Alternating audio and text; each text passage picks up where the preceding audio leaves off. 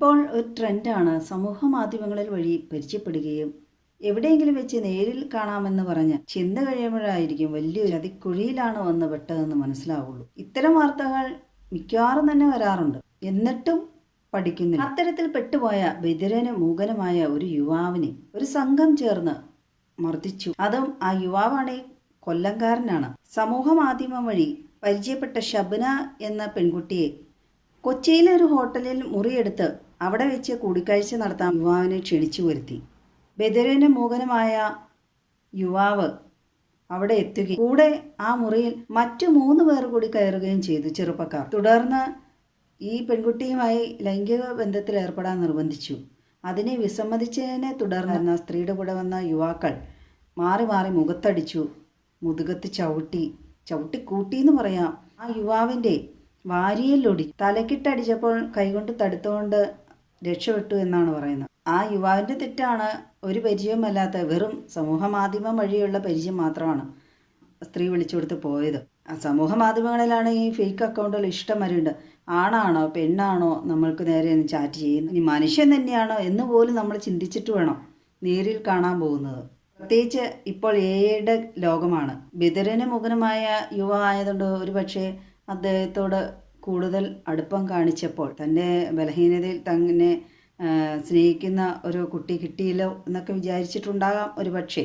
ആ ബലഹീനതയാണ് ഈ ക്രിമിനൽ സംഘം മുതലെടുത്തത്. പോലീസ് പെട്ടെന്ന് തന്നെ പ്രതികളെ പിടിച്ചു കിട്ടോ, അതിന് ബിഗ് സല്യൂട്ട് ഉണ്ട്. പോലീസ് പിടിയിലായിട്ടും ഈ ക്രിമിനൽ സംഘം ആ വനിത ഉൾപ്പെടെയുള്ളവർ വളരെ ആനന്ദിച്ച് ചിരിച്ച് കളിച്ച് ഉല്ലസിച്ചാണ് നടക്കുന്നത്. വലിയ വീരകൃത്യം ചെയ്ത പോലെയാണ് കാട്ടായങ്ങൾ, കോപ്രായങ്ങളെന്ന് പറയും. അവർക്കറിയാം അറസ്റ്റ് ചെയ്താലും കുറച്ച് നാൾ ജയിലിൽ കിടക്കുമായിരിക്കും, ഉടനെ തന്നെ ജാമ്യത്തിലെടുത്തോ എങ്ങനെയെങ്കിലുമൊക്കെ പുറത്തേക്ക് വരും. ഈ ആവശ്യം കെട്ടടങ്ങി കഴിയുമ്പോൾ പിന്നെ അവരെയൊക്കെ ആരും ഓർക്കണമെന്ന് തന്നെയില്ല. ഇത്തരക്കാർക്കെതിരെ ശക്തമായ നിയമം തന്നെ കൊണ്ടുവരണം.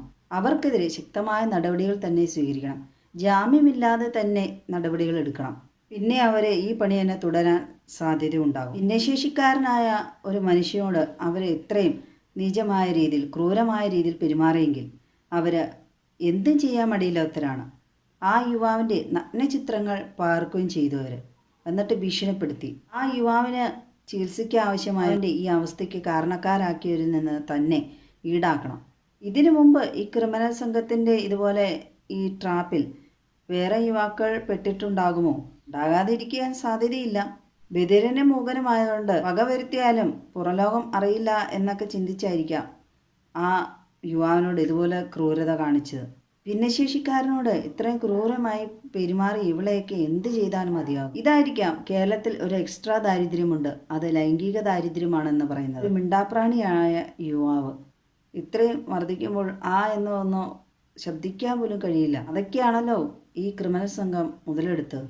പണ്ടേ ദുർബല പോരാഞ്ഞ ഗർഭിണി എന്ന് പറഞ്ഞ പോലെ വാരിയലൊടിഞ്ഞ് നടക്കാനിരിക്കാനും പറ്റാത്ത അവസ്ഥയും കൂടെ ആയപ്പോൾ എന്തായിരിക്കും ഇപ്പോഴത്തെ അവസ്ഥ? ഇനിയെങ്കിലും ഒരു പരിചയമില്ലാത്തവരെ വിശ്വസിക്കാതിരിക്കുക. വിശ്വസിക്കാൻ കൊള്ളാവുന്ന ദൈവം മാത്രം.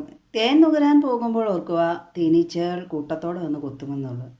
ഈ യുവാവിനെ ആക്രമിച്ച തേനീച്ച റാണിയാണല്ലോ ഷബ്ന എന്നും കൂടി ഓർക്കുക.